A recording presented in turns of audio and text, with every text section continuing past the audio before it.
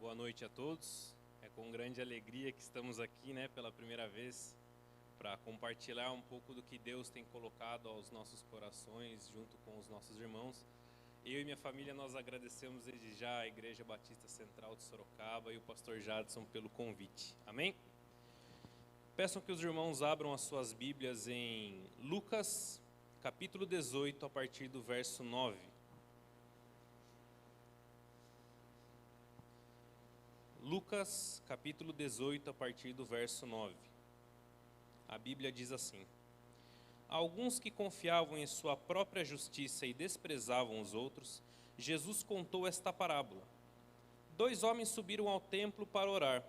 Um era fariseu e o outro publicano.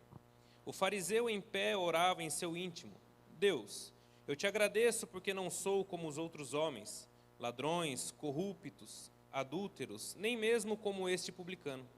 Jejuo 2 vezes por semana e dou o dízimo de tudo que ganho. Mas o publicano ficou à distância e ele nem ousava olhar para o céu, mas batendo em seu peito dizia: Deus, tem misericórdia de mim, que sou um pecador. Eu lhes digo que este homem, não o outro, foi para casa justificado diante de Deus. Pois quem se exalta será humilhado, e quem se humilha será exaltado. O povo também estava trazendo criancinhas para que Jesus tocasse nelas. Ao verem isso, os discípulos repreendiam aqueles as que tinham trazido. Mas Jesus chamou a si as crianças e disse: Deixem vir a mim as crianças e não as impeçam, pois o reino de Deus pertence aos que são semelhantes a ela. Digo-lhes a verdade: quem não receber o reino de Deus como uma criança, nunca entrará nele. Vamos orar? Senhor nosso Deus, nosso Pai, nós te agradecemos, Deus. Te agradecemos por essa oportunidade que estamos tendo agora. Te agradecemos por todos aqueles que estão nos ouvindo, nos assistindo, Pai. Que o Senhor venha falar ao coração de cada um deles, Pai. Que o Senhor venha me usar apenas como uma ferramenta para transmitir aquilo que o Senhor quer falar para o seu público. Muito obrigado por tudo, que o Senhor abençoe essa igreja, abençoe o pastor Jadson e toda a sua equipe, Pai. É essa oração que eu faço em nome de Jesus. Amém. Jesus, no capítulo 17, ele já começava a responder alguns questionamentos acerca do reino dos céus. O reino dos céus pode ser, talvez, o assunto que mais nos intriga. Primeiro, que nós cremos piamente que ele existe e cremos que estaremos lá um dia. Porém, muitos de nós, talvez, nós já paramos para pensar como talvez seja o reino de Deus, ou quem entrará nele, quem estará nele quando eu chegar lá. Muitas vezes os seres humanos, nós nos pegamos pensando acerca do reino dos céus. Talvez você, antes de dormir, já tenha pensado: como será que é quando eu chegar no reino dos céus? Como será talvez o ambiente? Como será? E Jesus estava sendo interrogado no capítulo 17 acerca do reino dos céus. Jesus estava sendo interrogado de 2 formas. Primeiro, Jesus, ele responde quando viria o reino dos céus. Pois uma multidão seguia, e no meio dessa multidão, fariseus, publicanos, pessoas comuns, questionavam Jesus de quando viria o reino dos céus.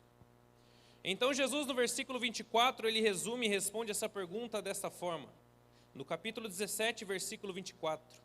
Pois o Filho do Homem no seu dia será como um relâmpago, cujo brilho vai de uma extremidade à outra do céu. Mas antes é necessário que ele sofra muito e seja rejeitado pela geração. Jesus, ele diz que no seu dia será muito rápido, como um raio que cruza o céu, como um relâmpago. Jesus nunca disse o dia, a hora, o momento em que tudo aconteceria, até porque a Bíblia não diz. Jesus diz que apenas o Pai sabe o dia e a hora em que tudo acontecerá. Nós cremos que está próximo a sua vinda, se não em conjunto, mas Jesus já tem voltado para muitas pessoas. Então Jesus, ele começa no capítulo 17 a responder esses questionamentos acerca do reino dos céus. E no capítulo 18, que nós lemos a partir do verso 9, Jesus, ele começa a responder a outra pergunta: quem entrará no reino dos céus? Quem estará no reino dos céus? Quando ele vier, quem chegará lá? E Jesus já começa no versículo 9 dizendo o seguinte: Há alguns que confiavam em sua própria justiça e desprezavam os outros, Jesus contou esta parábola. Este versículo ele deixa muito claro uma das maiores características de Jesus, que foi o maior orador que essa terra já teve. Foi o maior orador que alguém já viu. Jesus ele deixa muito claro uma característica dele. Ele sempre atingiu o seu público que estava ouvindo. Jesus nunca mandou indireta para ninguém. Jesus nunca fez fofoquinha de ninguém. Jesus ele sempre atingiu o público que estava ouvindo ele. Pois ele disse o seguinte, no versículo 9 mais uma vez, Jesus contou esta parábola para alguns que desprezavam os outros. Jesus ali ele estava falando para fariseus, publicanos, e Jesus sabia muito bem quem eram aquelas pessoas. O significado de desprezo é tratar alguém ou algo com desdém. Havia muitas pessoas ali que estavam ouvindo Jesus que tratavam as outras pessoas com desdém, sem importância alguma, como se essa pessoa ela não tivesse a mesma importância que ela. Então Jesus, sabendo do público que estava ouvindo ele falar, Jesus vai contar esta parábola exatamente para atingir o seu público.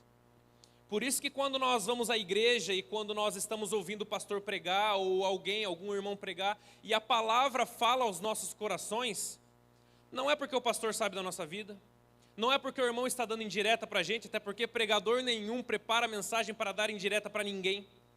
É Jesus que está dando uma direta para você. Nós temos que olhar com esse conhecimento que Jesus ele conhece a sua vida e a palavra ela é viva e eficaz aos seus ouvintes. A palavra não vem do ser humano, a palavra é apenas transmitida por um ser humano, mas a palavra vem do Senhor e ele vem diretamente para os seus ouvintes segundo as suas necessidades. Às vezes machuca, às vezes dói, às vezes conforta. Aí a palavra é do Senhor. No versículo 10, Jesus continua dizendo o seguinte: 2 homens subiram ao templo para orar. Um era fariseu e o outro publicano. Ou seja, Jesus ele fala para as pessoas que estavam ouvindo. Jesus ele coloca 2 figuras muito comuns naquela época: fariseu e publicano. Quem eram os fariseus? Os fariseus eram pessoas de um determinado grupo religioso judaico que se vestiam diferente, que tinham características aparentes diferentes, que se diziam cumpridores da lei, que se diziam detentores da salvação. Eles se achavam superior às pessoas pela forma com que eles diziam viver. Por isso, desprezavam os outros e Jesus contou exatamente para eles essa parábola. Então Jesus coloca os fariseus e coloca os publicanos. E quem eram os publicanos?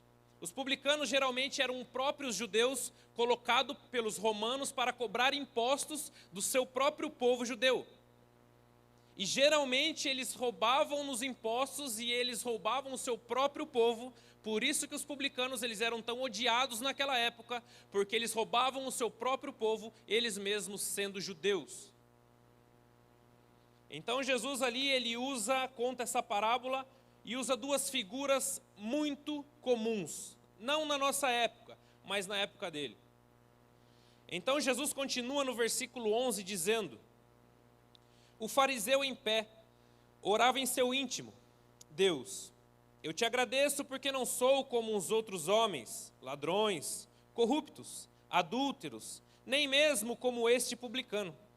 Jejuo 2 vezes por semana e dou o dízimo de tudo o que ganho. Jesus então ele coloca e conta uma postura extremamente arrogante do fariseu. Como de costume, os judeus quando entravam no templo para orar, eles se ajoelhavam num determinado local para orar em reverência a Deus.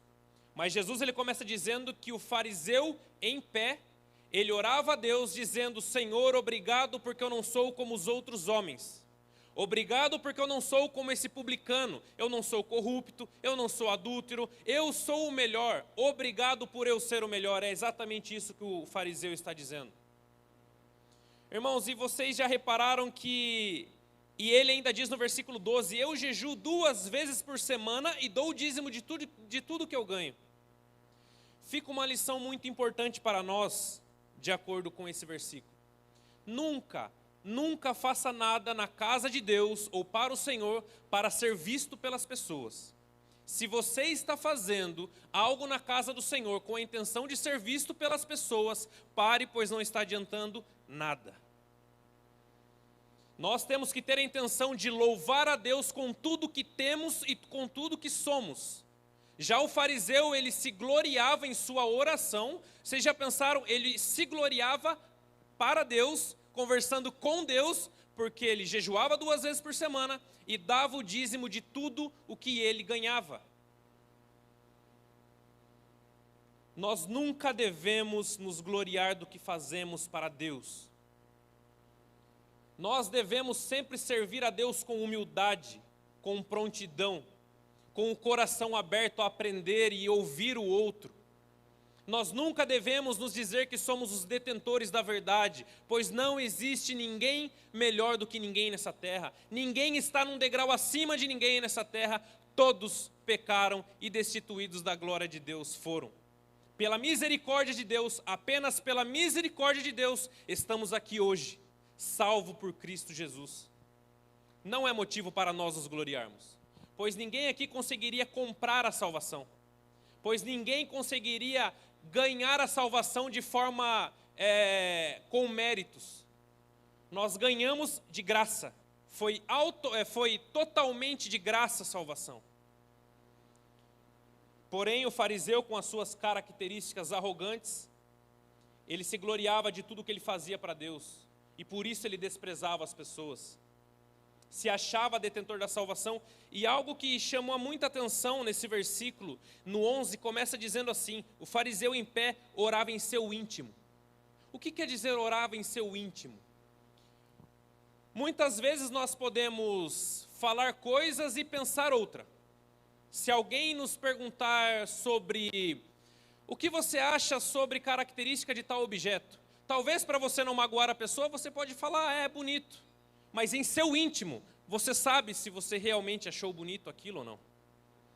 Quando a Bíblia diz que o fariseu em seu íntimo orava assim, quer dizer que ele realmente achava que ele era melhor que o publicano. Pois nós não conseguimos mentir para o nosso íntimo. Você pode mentir exteriormente, você pode contar mentiras com a sua boca. Não deveria, mas você consegue. Mas em seu íntimo você não consegue mentir para você mesmo. Em nosso íntimo não há mentira. Em nosso íntimo não há enganação. Então o fato que o fariseu estava orando em seu íntimo quer dizer que ele realmente achava que ele era melhor do que as outras pessoas. Ele não estava falando aquilo da boca para fora. Aquela oração não era uma oração falsa, era uma oração arrogante, mas verdadeira do que ele achava que ele era. E daí nós vamos para o versículo 13. Jesus continua essa parábola. Mas o publicano ficou à distância. Ele nem ousava olhar para o céu, mas batendo em seu peito, dizia: Deus, tem misericórdia de mim, que sou um pecador. Muitas vezes a forma com que você ora diz muito sobre quem você é. A Bíblia diz agora que o publicano, ele nem ousou chegar perto de onde estava o fariseu orando.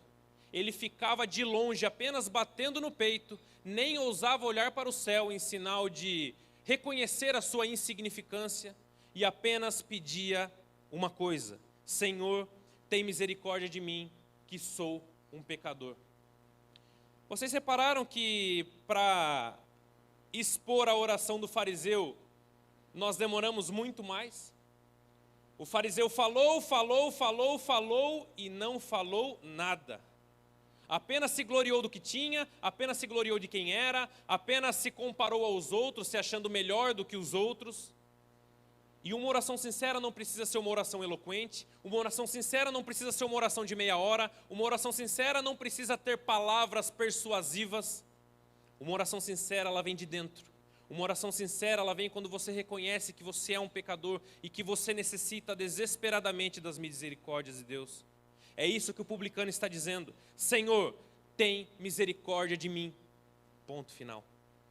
Ele não deu uma volta, ele não falou coisas que não tinham nada a ver com o momento, ele apenas entrou ali porque reconheceu a sua insignificância e pediu misericórdia a Deus. E nós temos pedido misericórdia a Deus? Ou quando nós oramos, muitas vezes nós só pedimos para que Deus abençoe os nossos projetos, para que Deus abençoe os nossos planos. E esquecemos do principal, misericórdia. O significado de misericórdia é perdão para alguém que sofre uma tragédia pessoal ou cai em desgraça, ou seja, piedade com alguém que precisa.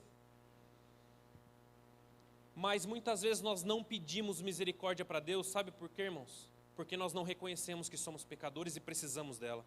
Pois só pede algo quando você reconhece que você necessita desse algo. O fariseu, ele orando com toda a sua arrogância, e infelizmente, irmãos, dentro da igreja do Senhor Jesus hoje em dia, existe muito fariseu. Existem muitas pessoas fazendo, mas apenas para ser visto por um cargo de destaque ou porque faz algo com maestria, mas não faz com o coração aberto para que Deus veja, para que Deus se agrade daquela oferta. É apenas fazer por fazer. Devemos, antes de fazer, parar e analisar a nossa vida e o porquê estamos fazendo. O mais importante do que fazer é fazer com a motivação correta.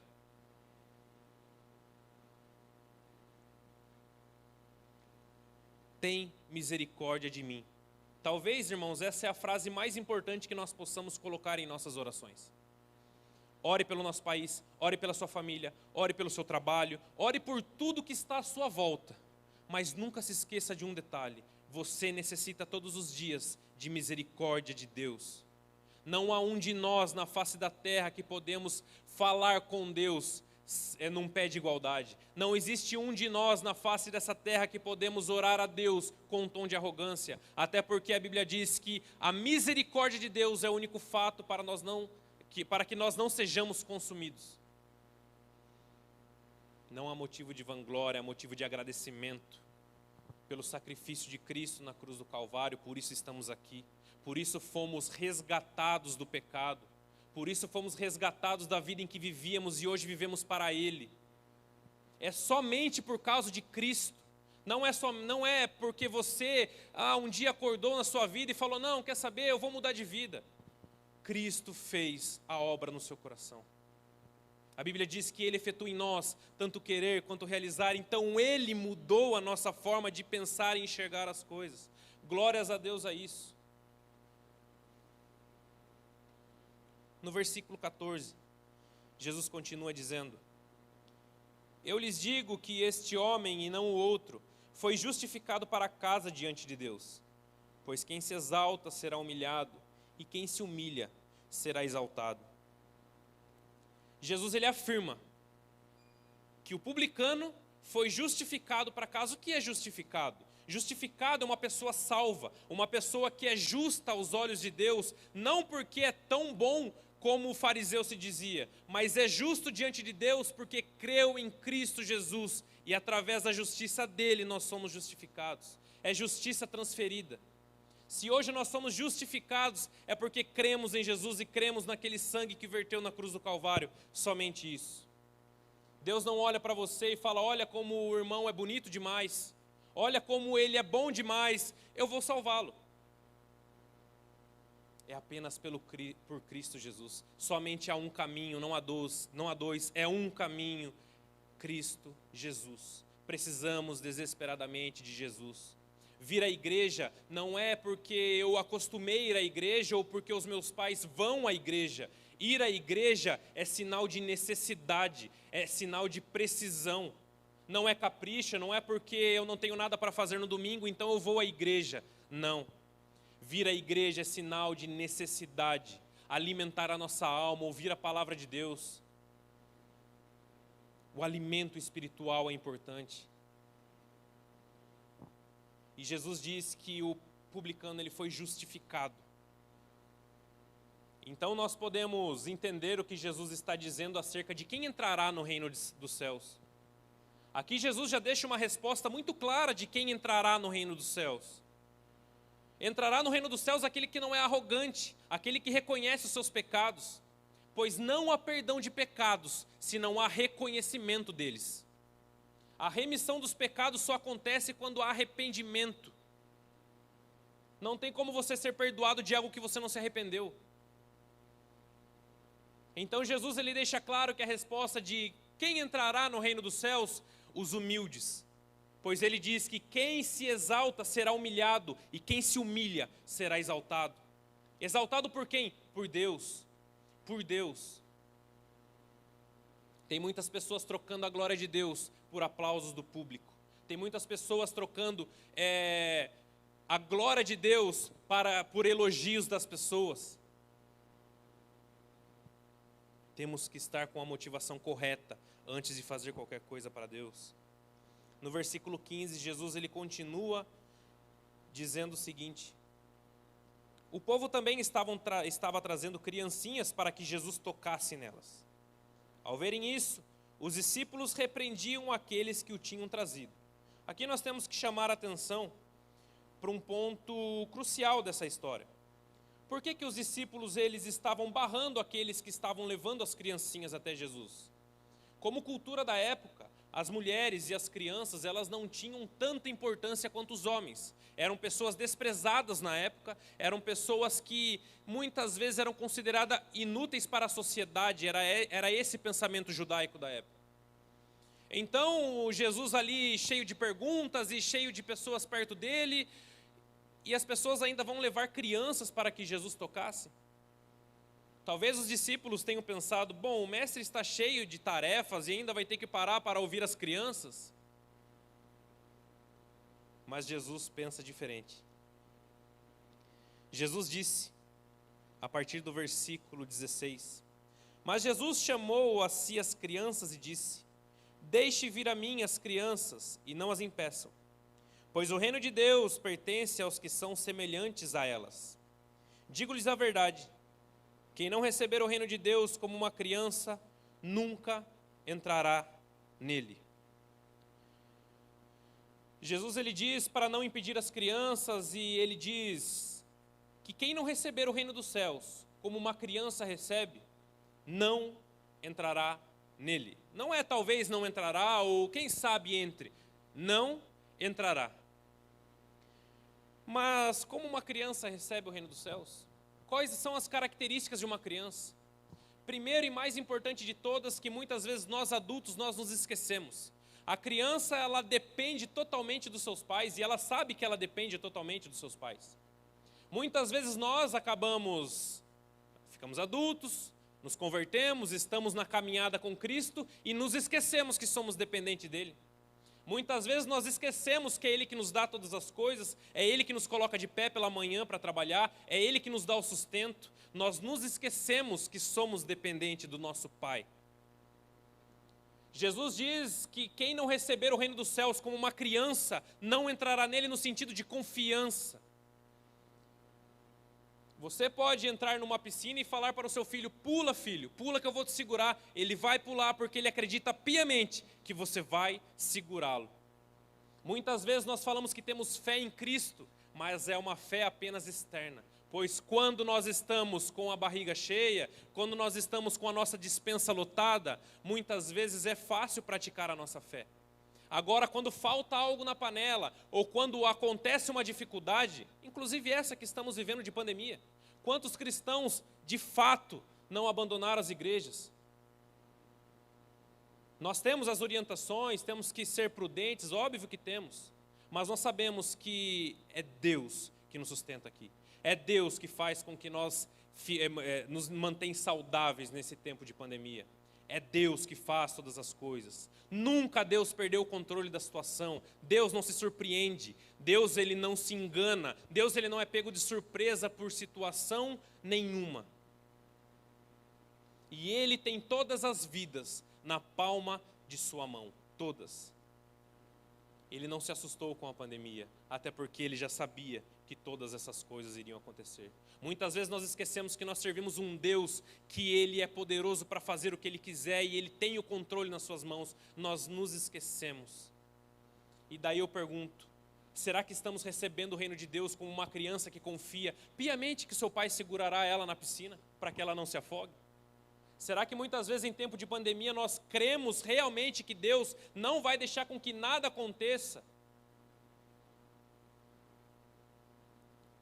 Então Jesus, ele conta a parábola do fariseu e publicano e continua com a história das crianças, para concluir o seguinte: Jesus, ele termina dizendo quem entrará no reino dos céus.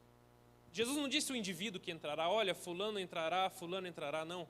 Jesus, ele diz características das pessoas que entrarão no reino dos céus. Primeiro, você ser humilde. Primeiro, não se engrandecer perante as pessoas e não se achar mais do que as pessoas, até porque você não é mais do que as pessoas. Primeiramente, o orgulhoso. A Bíblia diz o seguinte, em Provérbios 16, capítulo 16, versículo 18 e 19, que o orgulho precede a queda. O orgulho não deve estar enraizado no coração do cristão. O orgulho é uma coisa que não deve fazer parte da vida do cristão. Pois o orgulho precede a queda. Pois quando nós nos orgulhamos de algo que nós achamos que as nossas habilidades nos trouxeram, é a mesma coisa de estar falando, Senhor, eu sou crente, eu sou cristão, mas deixa que da minha vida eu tomo conta. Deixa que da minha vida eu tomo conta porque eu tenho muitas habilidades, Senhor. Deixa que da minha vida eu tomo conta porque, olha, eu sou acima da média. E daí o orgulho precede a queda. Quem se exalta será humilhado e quem se humilha será exaltado.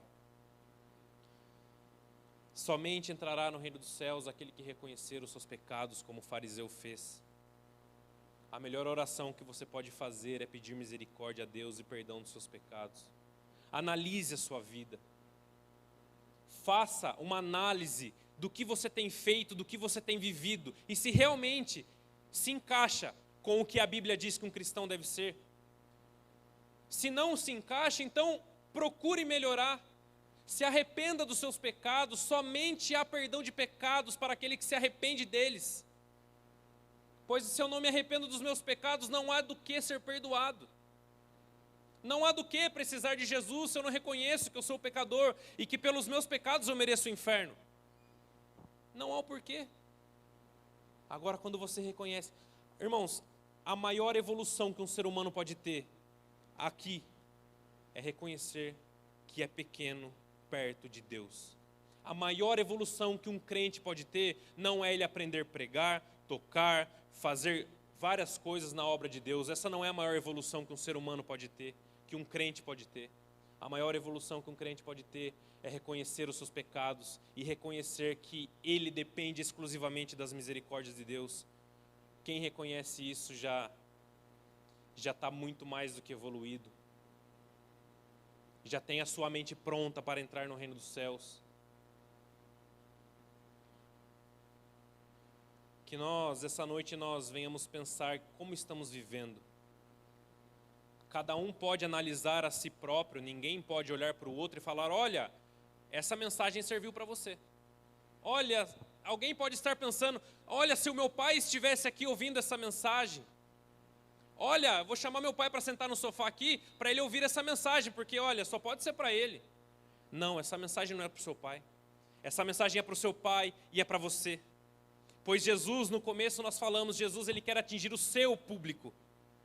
A palavra de Deus nunca é uma indireta para você, é uma direta de Deus ao seu coração, às suas necessidades. Então não transfira a palavra de Deus para os outros.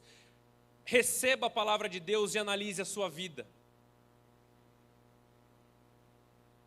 Para que nós possamos estar cada vez mais dentro do que Deus espera que nós estejamos, praticando a palavra dEle com humildade e reconhecendo quão pequeno nós somos. Amém? Vamos orar? Senhor nosso Deus, muito obrigado, Pai, obrigado por esse momento, obrigado por esses minutos, Pai, em que estamos aqui para falar da Tua palavra e orar uns com os outros, Pai. Que o Senhor venha introduzir essa palavra em nosso coração, em nossa mente, Pai, para que nós nunca venhamos nos gloriar de quem somos ou do que somos hoje, mas que nós venhamos agradecer ao Senhor eternamente, Pai, porque se não fosse o Senhor naquela cruz, nós jamais seríamos salvos. Obrigado por essa imensa salvação, obrigado por essa chance, Pai, pois por vontade própria ou pelas nossas capacidades, nós jamais alcançaríamos o reino dos céus. Então que o Senhor nos abençoe, Pai, que o Senhor molde o nosso coração e o nosso caráter, para que a gente tenha características de uma criança, Pai, para que nós sejamos humildes igual o publicano, Pai, pois só assim nós veremos o reino dos céus. Que o Senhor venha manter essa palavra em nosso coração, Pai, para que venhamos mudar a nossa conduta. Muito obrigado por tudo, essa oração que eu faço em nome de Jesus. Amém. Amém, amém.